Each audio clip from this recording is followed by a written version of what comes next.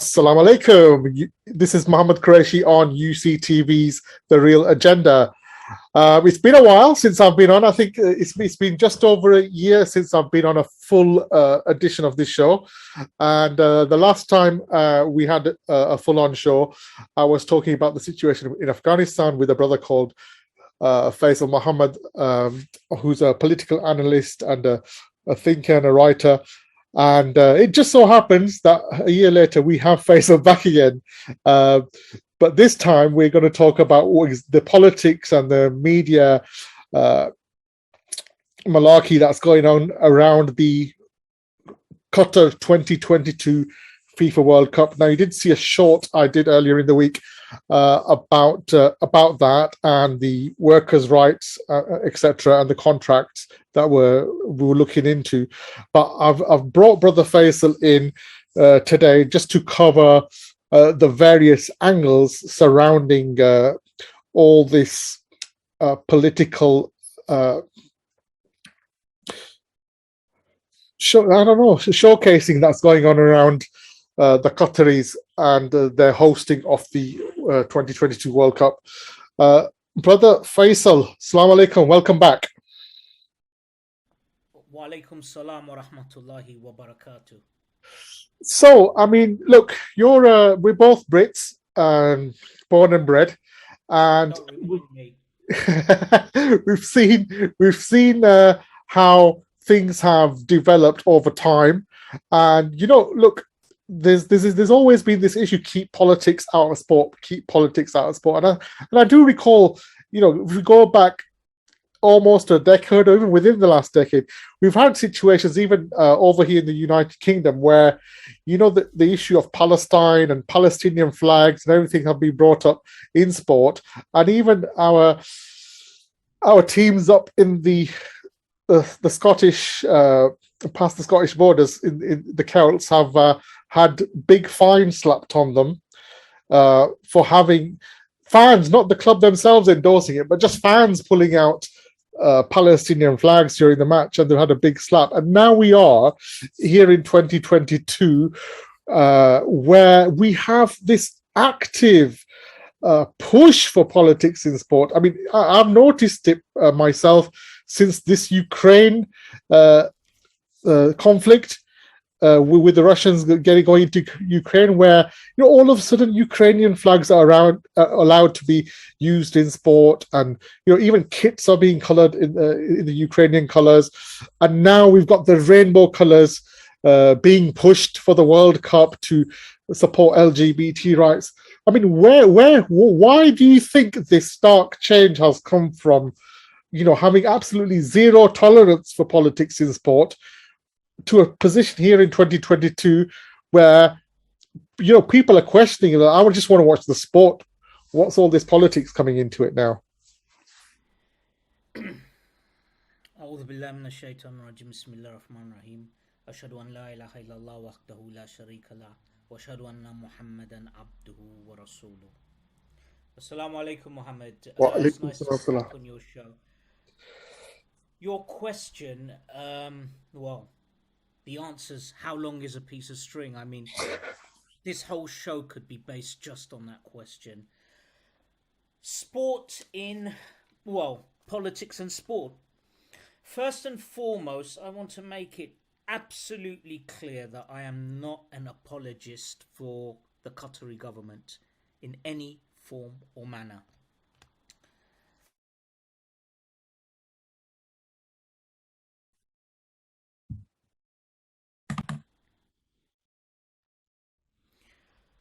Yeah, where do we start? As I said, I mean, you mentioned the issue of sport in politics. Sport has always been political. Sport is not something outside of the box. Sport, effectively, international sport is an extension of capitalism. It's as simple as that. It's a manipulative activity to control people, firstly. It's pseudo colonialism, and it fills in the pockets of conglomerates and big industry. It's as simple as that. I mean, Qatar has spent 220 billion dollars. This figure came about through Forbes magazine, which is foremost. It's one of the most. It's one of the foremost industrial, political, business magazines in the world. They've quoted the figure of $220 billion, which Qatar has spent preparing for this World Cup. That is more than every World Cup put together since 1930. That's more than has been spent on every World Cup since 1930. That is more than the GDP of many countries. Now, if we dig a bit deeper, we'll find who got the contracts for these for this stadium building, infrastructure building and renovation, transport links. Qatar even built a city to accommodate the World Cup. Who got the contracts? If you follow the trail, you find a lot of it goes back to the UK. So all this hand-wringing about human rights, workers' rights, you'll find that it's bleating, it's hypocritical, it's disgusting, because these mostly British companies, when they were when they were taking on the tenders and were involved in the stadium building, did they talk about human rights? I think not. Absolutely. I And mean, I mean, if he. on this point, Go ahead. Yeah. I'd just like to touch on this point of workers, human rights and workers. We know from the hadith of the Prophet ﷺ, Sallallahu alaihi where wasallam. he has told us that we should pay a worker before he or she sweat dries. Mhm. We mustn't overburden workers. As I said, I'm not here as a Qatari spokesman. I'm not paid by them. I'm not receiving anything from them. But the hypocrisy and the fact that this anti-Qatarism has descended into overt Islamophobia and racism by people who are the last people on this planet to sanctimoniously sermonize, to virtue signal. Workers' rights. These countries, the UK, France, Holland, Germany, Italy, the Netherlands, Belgium, all these countries that had empires, had colonies, apart from the fact that they stripped these colonies bare and killed hundreds of thousands, if not millions of people in their colonies, at the end of the Second World War, when the Europeans had finished slaughtering one another en masse and had reduced their cities to rubble, who was going to rebuild their country and industries? They went begging, and in some cases effectively coerced people from their then erstwhile colonies to come and rebuild, quote unquote, the motherland, the fatherland. You spoke at the beginning, Mohammed, you said that you and I are British, but to echo the words of Mesut Ozil, the former German player, and Khalid Benzema, and Karim Benzema, the erstwhile or the estranged French football player. We're French or German, respectively, when we score or win, but we're immigrants or Arabs or Turks when we lose. The fact is, you said we're British. What does that mean? Does that mean that I have to swallow all their bile? As I said, our fathers, our grandfathers came to the UK, to France, to Netherlands, overwhelmingly Muslims, and rebuilt their countries, rebuilt their industries. Today they're talking about workers' rights in Qatar, which again, probably there's an element of truth involved regarding the poor treatment of workers. But now I want to ask you, how many studies have been made over the number of deaths, injuries, permanent injuries that was sustained by our grandfathers and fathers when they came to Britain, France, Netherlands, Belgium, and Germany at the end of World War II to rebuild their countries, to go down in the mines where there were no human rights. There was nobody to speak on their behalf because, firstly, these people couldn't speak English. They were told what to do. They were coerced to do certain things which today these bleeding hearts would never even tolerate.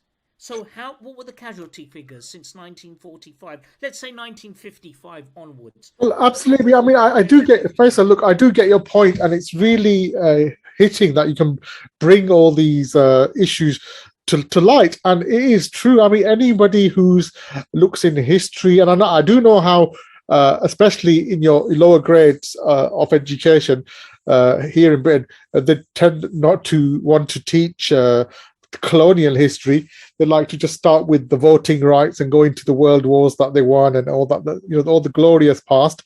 However, about World War II. Yeah, but what it is we need to sort of look into all this and sort of look at it, because look, I remember us going through history.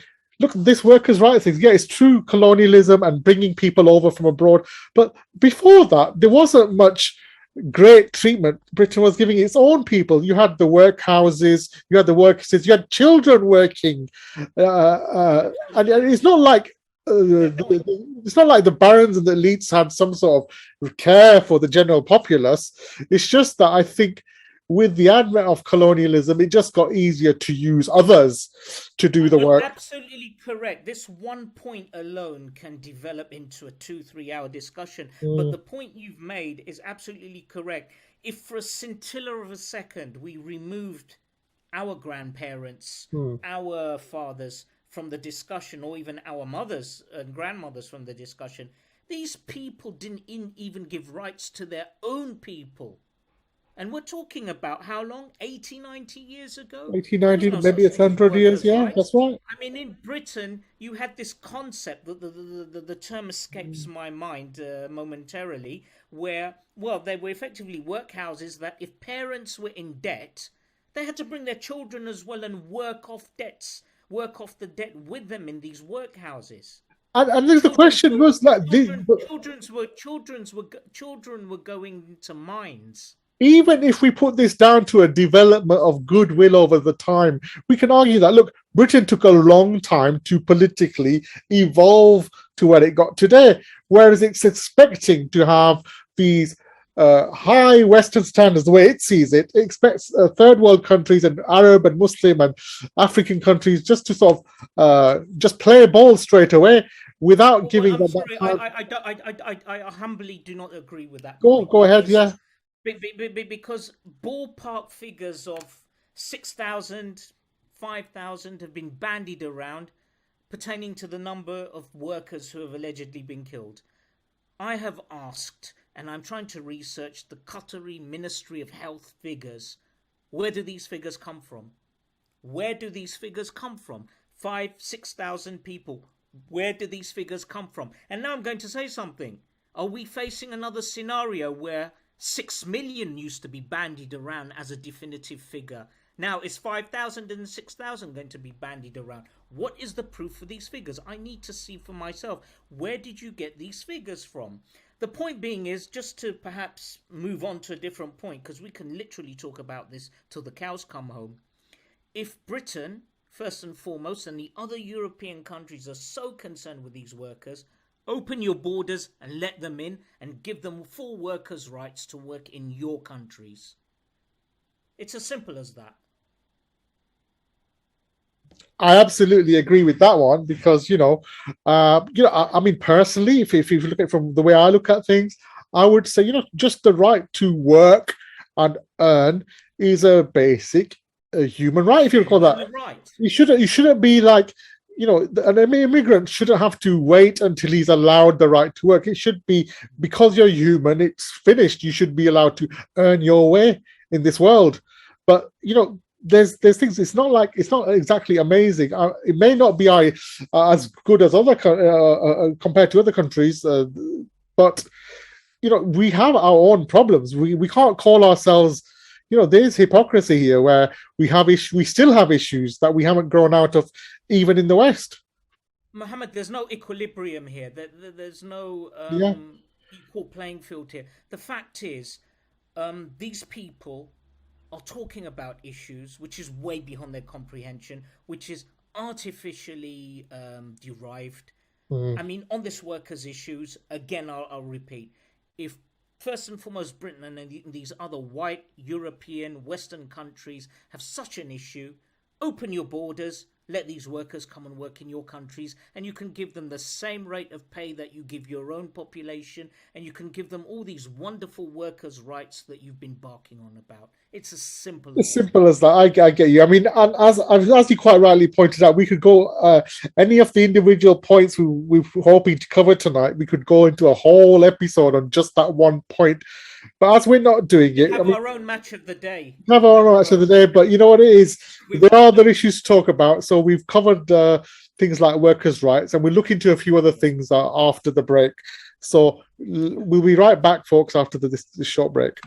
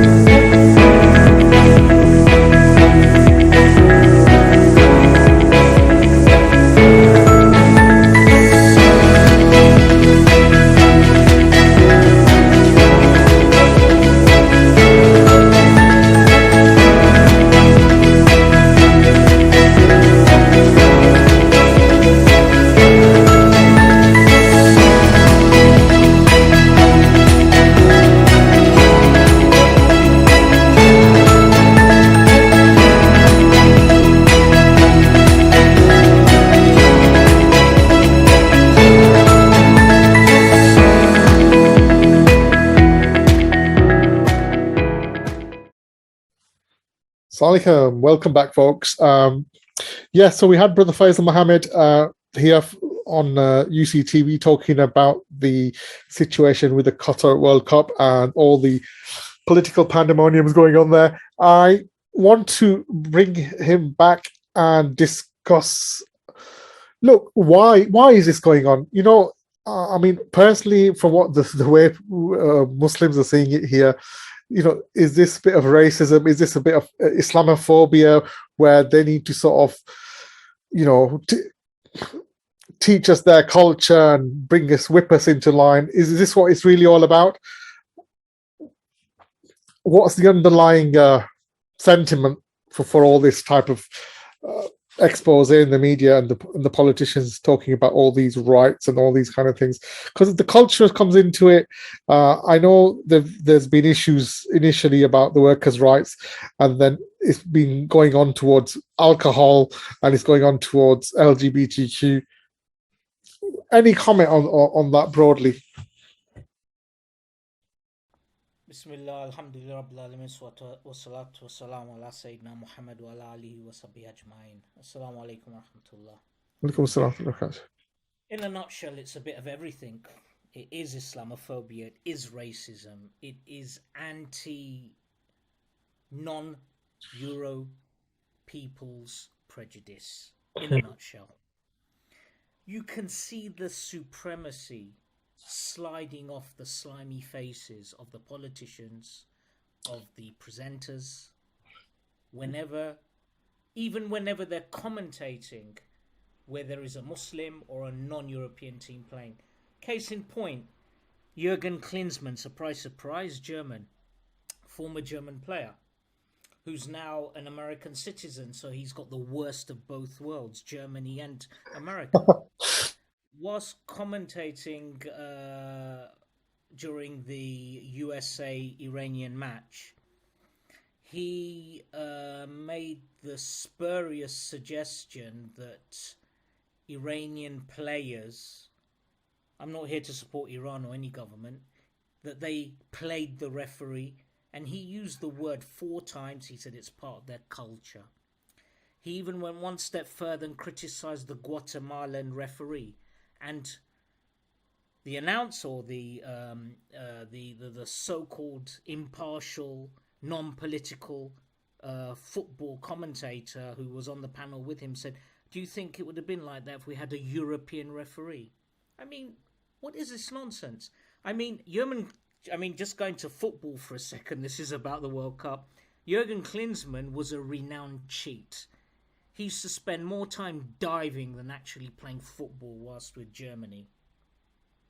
I mean, if he was in the German armed forces, he'd be on a submarine because he was very good at diving. So this sort of blatant, open hysteria that these people can't even contain within themselves.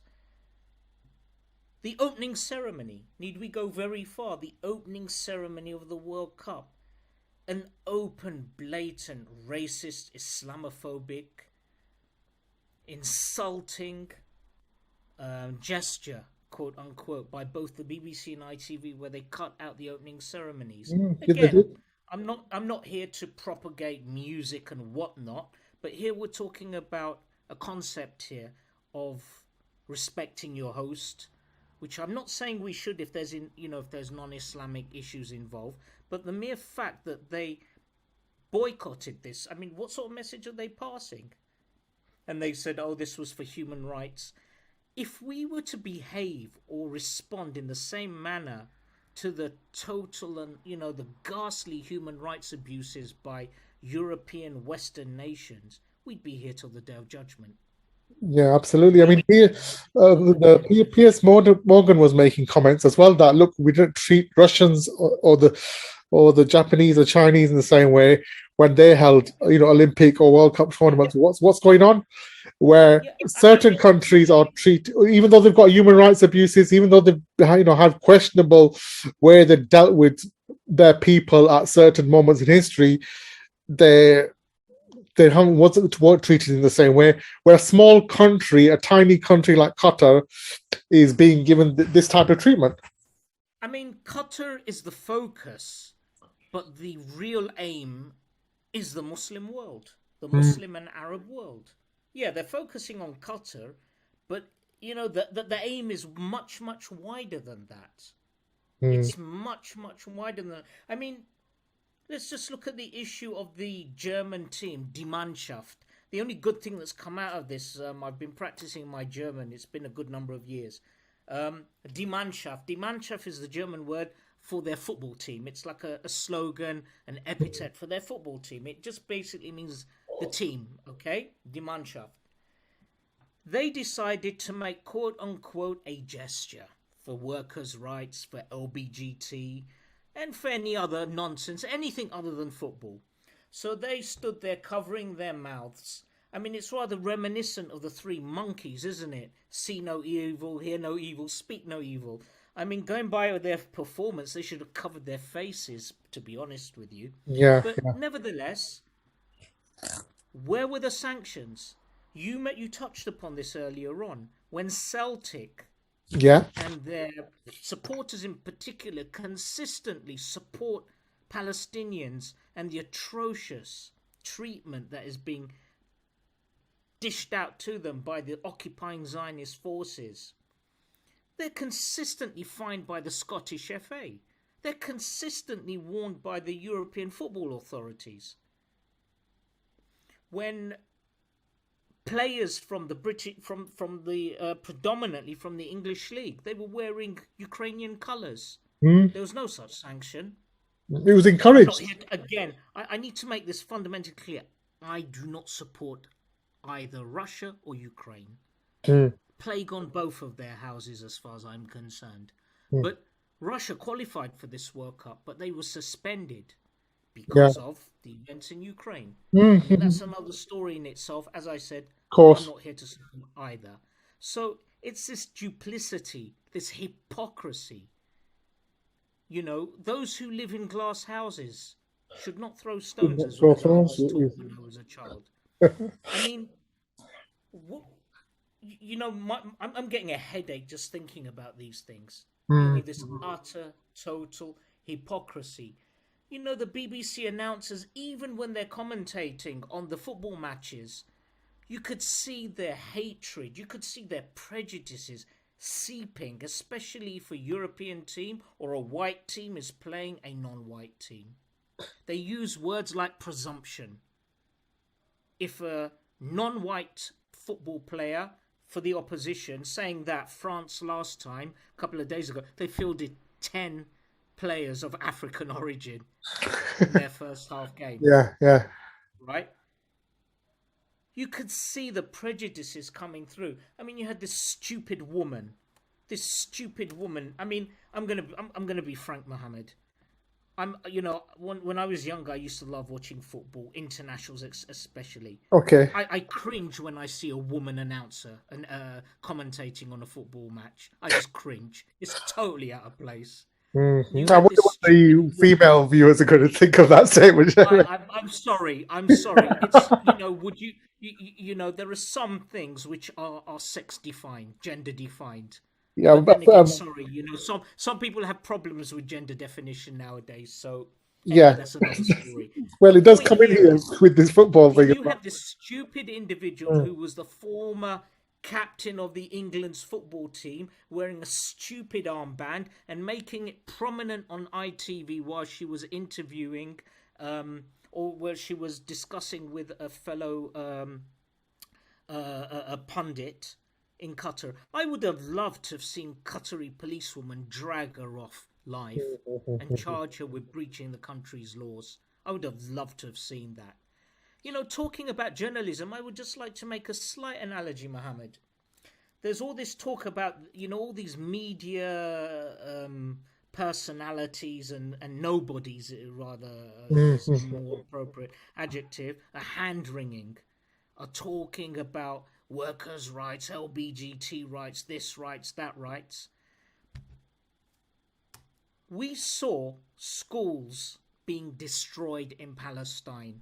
That's linked to the Afghan issue where they're talking about girls not going to school. But here, schools have been destroyed. Nobody said anything. We saw, over the last few days, unarmed Palestinian youths being shot dead by fully armed Israeli terrorists, Jewish terrorists. Nobody said anything. They were bleating about the fact that Israeli journalists were consistently being abused in Qatar.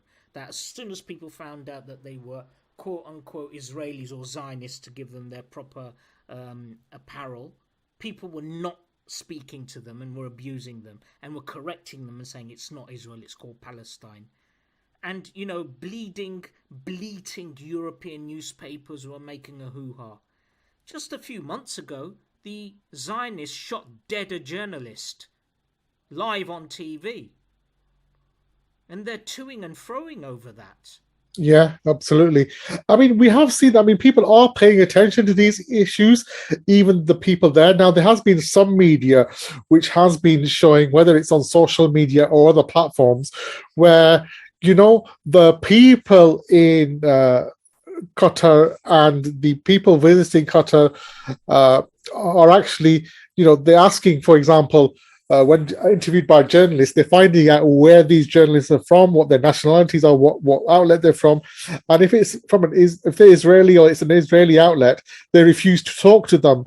On other issues, we've had plenty of footage of the British fans who are going to Qatar who are actually saying that despite the certain restrictions in certain areas, it's not complete blanket restrictions either. They're saying that, look, they actually love it and they actually appreciate the sport, without having all the drink and everything there, and enjoy the game more better. And they're loving the culture there. Do you remember last year when they played the Euro 2020s? The Euro 2020s. I mean, in 2021 because of the COVID. That's right. When they played the final in Wembley, these British civilized fans, what they were doing, anyone with a suntan was getting battered and glassed. How many times have we seen predominantly British hooligans tanked up, smashing all? Especially here in the UK, we have. I mean, hooliganism in sport has been, an ongoing thing for decades, which hasn't been completely eradicated. So we need to, like you keep saying before as well, glass houses and stones and things. We need to really be careful when we speak and look at. Just to conclude upon that point, Mm, you mentioned about alcohol again. I made it fundamentally clear, basically clear at the beginning. I'm not an apologist for Qatar or for yeah, any of these regimes. The point I would like to make here is that this alcohol ban has only been restricted to the stadia and the immediate surroundings. surrounding There are and raves and match times and alcohol. everything else. But we have that. Alcohol is freely available in the predominantly in the five-star hotels and in the But surrounding Faisal, areas. I want But can I just yeah, finish on go this ahead. point, please? Go ahead. Even in Europe, in Yeah, England, yeah. there are alcohol bans around stadium. Of course, here in Blackburn, if you come closer to the town centre where the shopping centres are, there's signs saying, and it's not just in Blackburn, it's in the town, Alcohol-free zone. alcohol-free zone. If you're publicly drinking alcohol or you've got a bottle open, an alcoholic bottle open, it's not sealed or a can, that's you're liable for a £500 fine if you're caught. So so this is clearly Islamophobic because by far and large they implement the same policies in their stadia. I mean, France had to drastically and quickly introduce anti-alcohol laws when they were playing a final in a football final in France a couple Yeah, of years ago yeah, because of the widespread hooliganism. But yet the minute an Arab or Muslim country does it, oh, you're imposing your Islamic values upon us. And many people, including yesterday, the British police liaison officer mm, and some female supporters said, look, we're actually enjoying the football now. mm. We're not having to worry about drunken fans and about, disorderly conduct. People are now concentrating on the football. So this is where the Islamophobia comes in because they have these laws in their own countries. But yet when a Muslim or Arab country does the same thing, it's like, hang about, you're imposing your values upon us. Football and alcohol go hand in hand. Suddenly, yeah, after the Yeah. different bans. I mean, I do find that because look, it's almost as if if we have a law similar to yours, ours is okay because it's not based in religion, but because yours is religious based, we have a problem with it. And it's Am like, I well, not to say anything about the COVID, the masks? So in France, if you didn't wear yeah, a mask, you'd be fined. But if a Muslim woman with hijab used to wear a mask, that's a niqab, you're fined. yeah, I mean, you exactly. can't It's win with complete. these people. It's double You can't standards. win. It is double standards, and I mean, it's good you're I just wanted highlighting to it. touch on the issue of the LGBT, especially these brave, politically inspired footballers like Harry Kane and co. They were all keen in saying, yeah, we're going to wear armbands. But the minute they were threatened with a yellow card, I mean, what an appropriate colour. Yellow. What an appropriate colour, right? Yellow. The minute they were threatened with yellow cards, all their hand wringing and virtue signalling went out of the Yeah, window. they turned I would yellow. like to draw. Absolutely, turned I yellow. would like Walk to. the other way. Yeah, the analogy is clear. I'd like to give two analogies. Uh-huh. In 1967, at the beginning of 1967, the great Al-Hajj Muhammad Ali, the great boxer, Boxer, yeah, rahimahullah, he was drafted to go and fight in America's criminal war in Vietnam, Vietnam. and he Absolutely, he refused to was. go. He Hmm. refused to go. He said very clearly, I'm not fighting in your criminal war because no Vietnamese ever called me the N-word. And Yeah, he said, I, as a black man, I'm not going to go and kill the yellow man for the white man. He was speaking literally and politically. And for this, he was banned from boxing for 3.5 years. This was at his peak. for a But he political never stance. backed down. For a And on political. top of that, he was, remember, this is 1967 Americas, which Hmm. was openly, blatantly, 10 times as worse as it is now, immersed in racial hatred of anyone with a suntan. Yeah, But yet he stood firm. He stood firm. And he was vindicated because he's arguably the greatest sports personality in the 20th century. Yeah, and still celebrated after his death, rahimullah. Absolutely. I mean, in 2008, you had the highly venerated Egyptian football player who was the former captain of the Egyptian football team, Mohammad Quraishi. Mhm.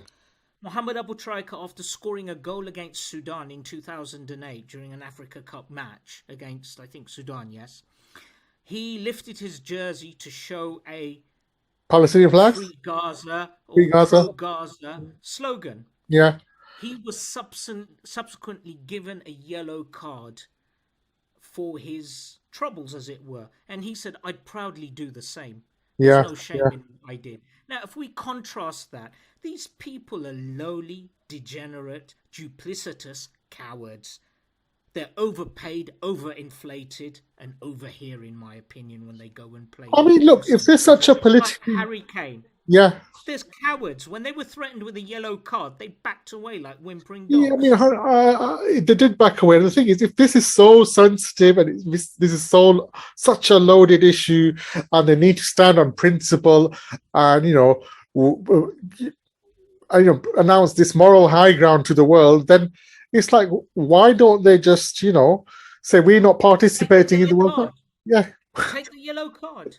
Yeah, just that's what normally happens. If you're that principled about something, you refuse to participate. Say, look, I ain't participating. It's happening. Yeah.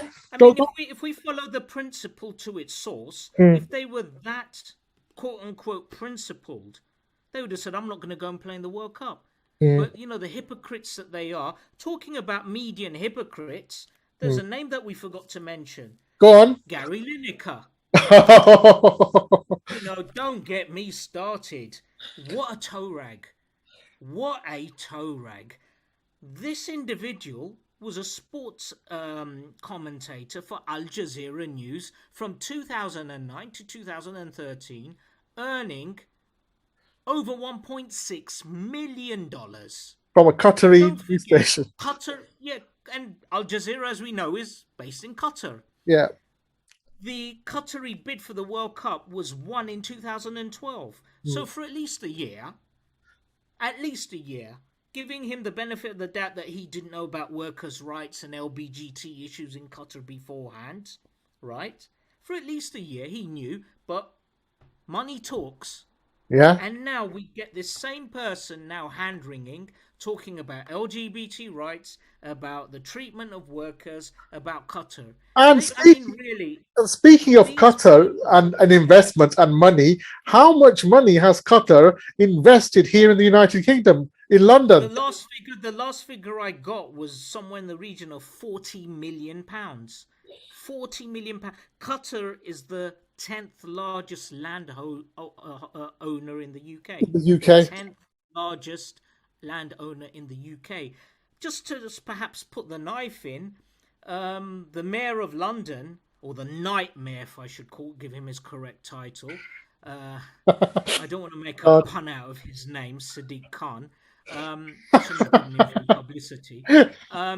He announced that all TFL, the TFL Transport for London will not allow any publicity for Qatar. Now, Qatar is thinking twice about their investments in London. I mean, what do Qatar own? Forget Saudi Arabia, UAE, and Brunei, who own the Grosvenor Hotel. Qatar alone owns the Shard. They own part of Heathrow. They own Barclays Bank. And Allah knows what else they own. I mean, am I right? Qatar is seriously. I mean, I was just watching the other day. Apparently, we a third of the gas we use comes from Qatar. It was about 25%. Are we going to say, in the middle of such an economic crisis, are we going to say we don't want your gas? Like we're saying to Russia, we don't want their gas. On principle, well, they blew up the pipeline. Anyone with a brain knows they blew up the the pipeline going. Through, that's a different question altogether. I've looked into that myself. Everyone with a brain knows that. What's it called, Northfield or whatever? It's the Nord transatlantic pipeline. Yeah, Nord something or whatever. Yeah, it's a different story in itself. But the point being is, if these people were so principled, they would say, "We don't want your gas." And Qatar is now seriously reconsidering its investments in the UK. Britain is in the middle of sinking.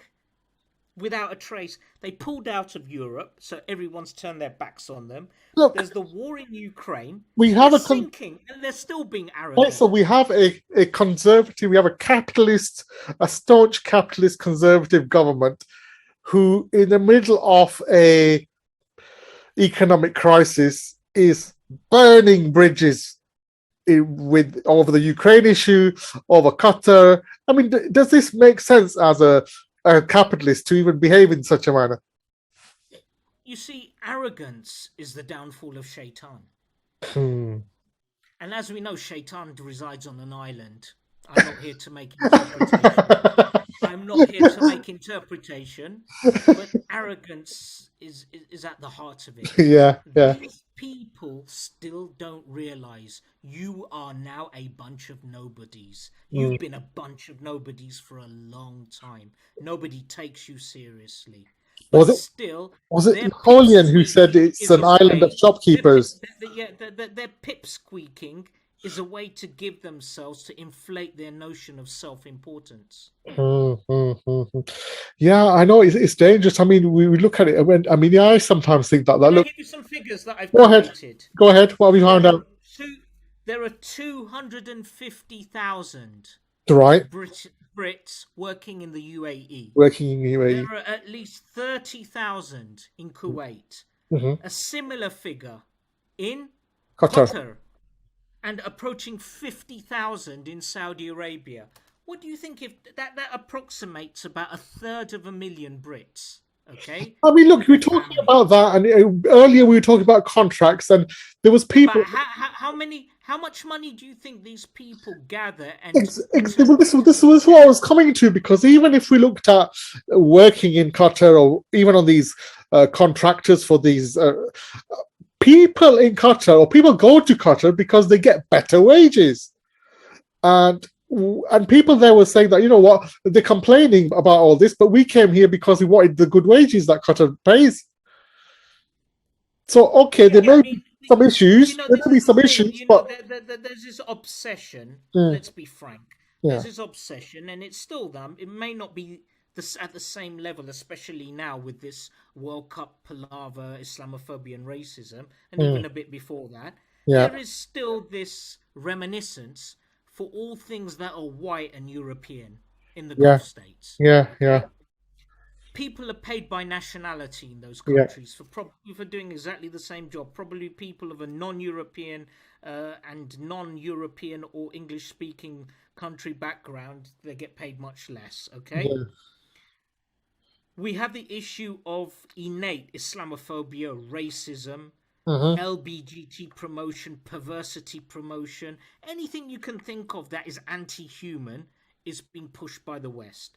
Now, this should be an alarm call for not only the Gulf, but the Muslim world. But let's concentrate on the Gulf because that's where the money is. This should be an alarm call for these people. These are the very people that you're headhunting, that you're begging to come and teach your children. These lowly degenerates are the very people that you're hiring, that you're begging to come and work in your schools and colleges to teach your kids. What are they going to teach your kids?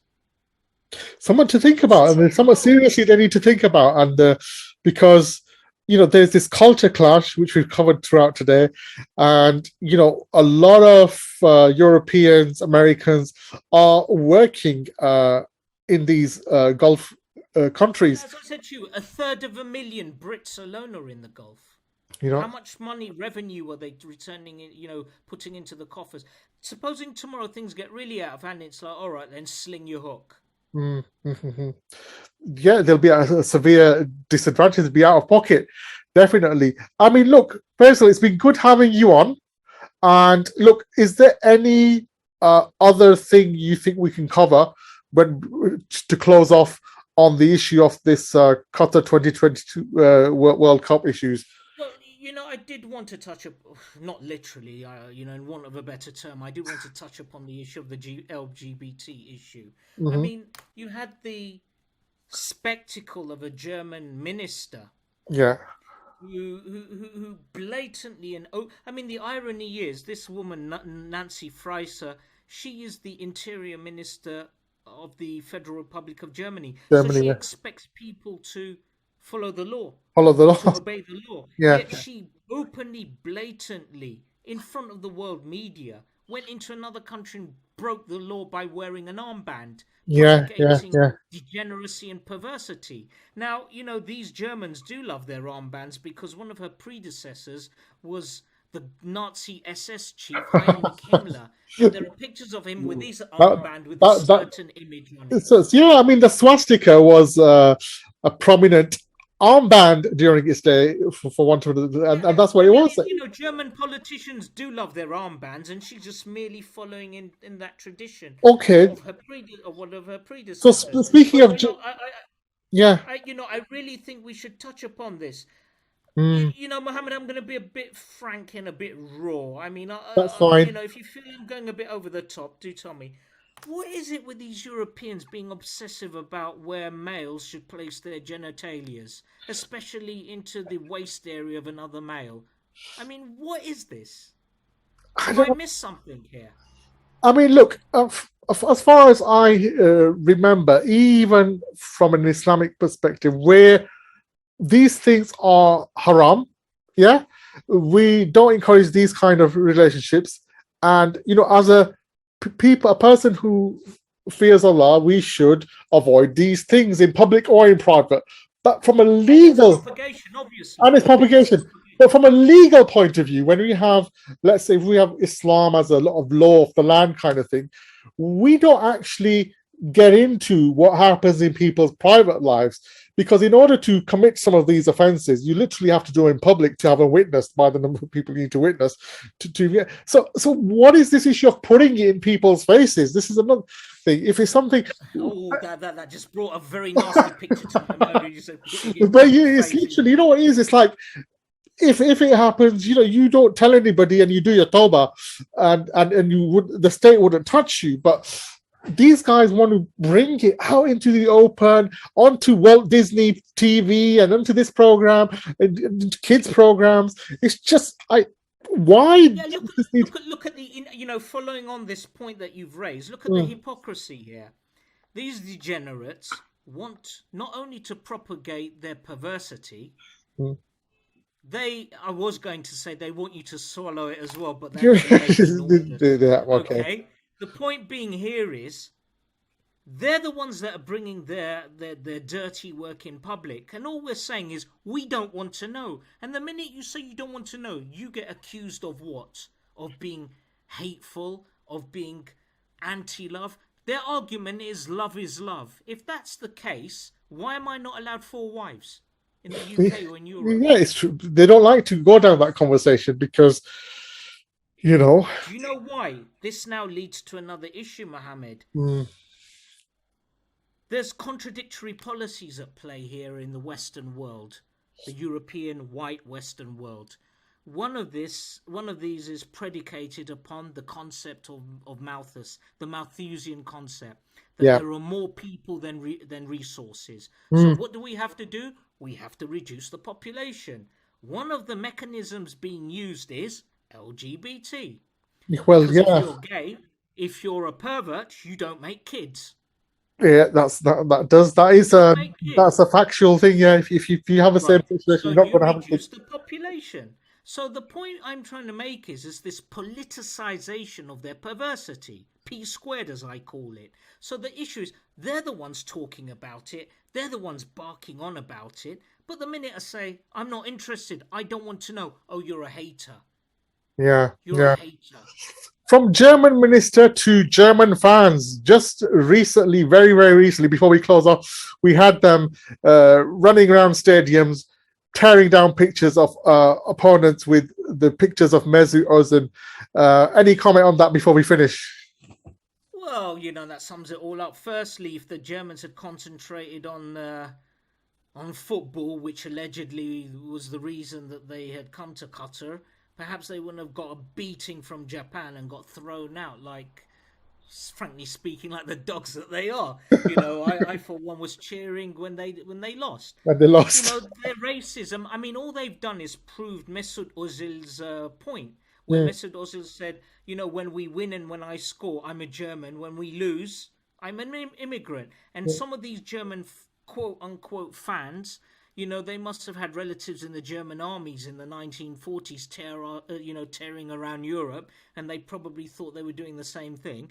They were actually snatching photos and posters of Mesut Ozil, calling him a Taliban, using an expletive. And they were trying to snatch posters from fans who were waving his posters at them. Now, if they had done that in their countries, they would have been arrested. This is criminal damage. This is assault. Why is it that they're acting, during the latter part of the years of the Ottoman state, they had something called capitulation. Capitulation effectively meant that Europeans residing within the Ottoman state, especially in Istanbul, were not subject to Ottoman law. Right. They were only subject to European law. Okay. In the sense that, they could literally kill someone and go running to their embassy and nothing would happen to them. These people are acting in the same way. They seem to have forgotten, those days are long gone, are dead and buried, never to reappear again. But I would like to make I would like to be emphatic on a particular point here. Okay. A lot of this blame. Firstly, why did they bother even having this World Cup or WC? What appropriate initials? What appropriate initials? Why did they even bother? What's the point? Playing for a golden idol. I mean, that's not very Islamic for a start, is it? Playing for a golden idol. Okay, what was the point? What benefited the Muslims? You may have some naive sort saying, oh, it's good dawah. Muhammad, I don't go into a brothel or a bar and go and give dawah now, do I? Or I don't turn my house into a brothel and a bar and say, oh, welcome, but by the way, I'm going to give you dawah. Islam defines the time and place.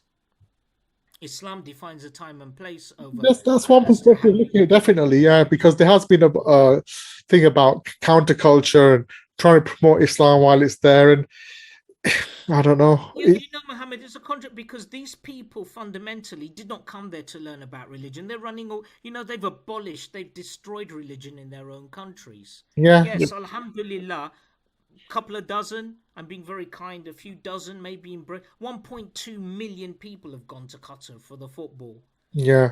Someone from Argentina flying halfway across the world isn't going to go to Qatar to learn about Islam, frankly speaking. Allahu alam. Allah knows best. I mean, there's been some positive stories too, but I can see the point you're trying to make. We can't use these exceptions as the rule. Yeah, of course. I fundamentally blame Muslim countries for holding these opulent, wasteful activities. As I'd like to reiterate, $220 billion is absolutely more than the GDP of countries. It's more than the GDP of many countries. And I think we should finish with a message that was put out the other week by Brother Tok Sharif in Syria, that look, even 20 billion, forget 220 billion, 220 billion would have sorted out all the refugee problems happening in Syria. Yemen, Palestine, Syria, Iraq, in those areas. Kashmir, Rohingya. So, this wealth that Muslims have, or these Muslim countries have, is oil-rich, resourceful-rich. It can be put to good use. It can put to be good use and bring Muslims together and bring us to that page. And not only would be just a livelihood and well-being be secured, we'd be in a prime moment to give that dawah to. I mean, I'm going to say this, Frank. Qatar, you're going to be accountable on this. Yeah. $220 billion you wasted on this capitalist venture, waste of time and space. Because international sport is an extension of capitalism. There's no benefit. There's nothing beneficial for anyone. It's just putting people to sleep. Okay. So that they can take over the world. And Jazakallah khair, Faisal, for your contribution today. And inshallah, folks, will be back for another episode, hopefully sooner rather than later.